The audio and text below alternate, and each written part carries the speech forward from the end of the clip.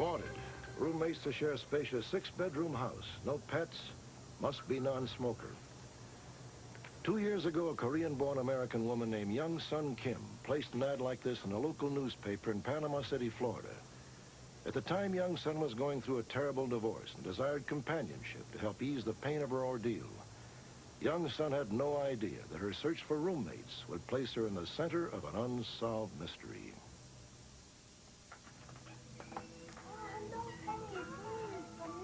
Four days after the ad appeared in the paper, two women who introduced themselves as Penny and Tracy Donald came by to see Young Sun's house. Steve, I want you to come and see your room. Oh, it is so big. Penny told Young Sun that Tracy was her daughter and that they both worked at a local gift shop. I think you're going to like it. Young Sun was immediately impressed by the women's friendly and easygoing manner. The next day, mother and daughter moved in. Penny and Tracy seemed the perfect roommates, offering Young Sun comfort when the pressures of her divorce became too much to bear. I just feel like everything's falling apart.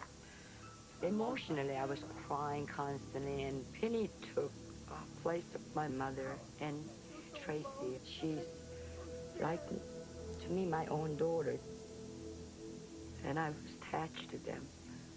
I like them very much. There's nothing I wouldn't do for them.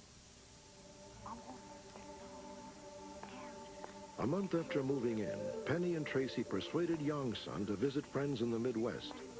They convinced her the trip would do her good and even paid for her plane ticket. Young Sun never saw Penny or Tracy Donald again. 18 days that I was away from home, and those 18 days I was constantly calling, talking with them once or twice a day. When Young Sun called home on the 19th day of her vacation, there was no answer.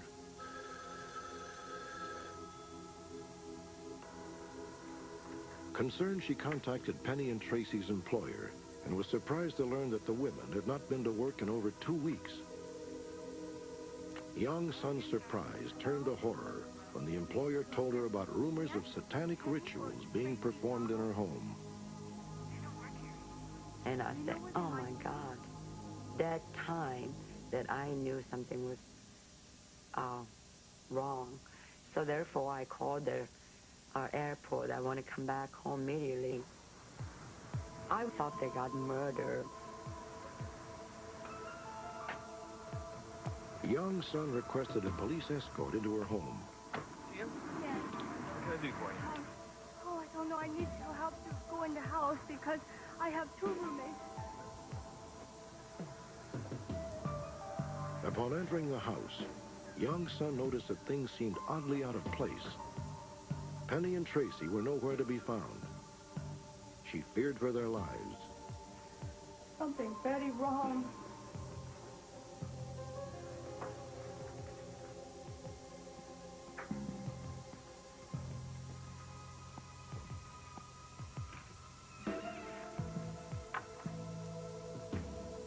Young Sun's bedroom was completely ransacked. Nearly all of her expensive jewelry was missing. One of our patrol officers went through the house, and as he began to check some of the other rooms, he found blood on the wall.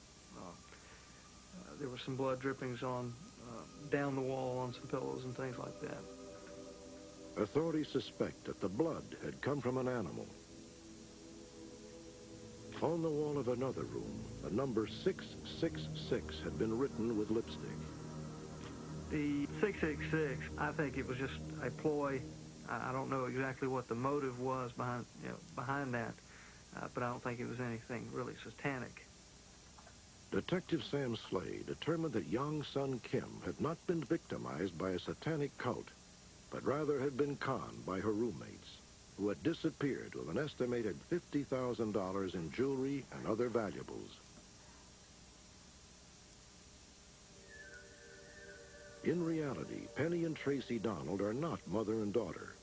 They are Sherry Lynn Seymour and Robin Elizabeth Stevens, a ruthless con artist team who in the past 4 years have used a variety of scams to bilk victims out of more than $100,000. I was angry, upset. Why is it happening to me? Why me? They stole my life. It hurt me. I don't need my... to take a hole inside of me, and then just cut it so many pieces. Like.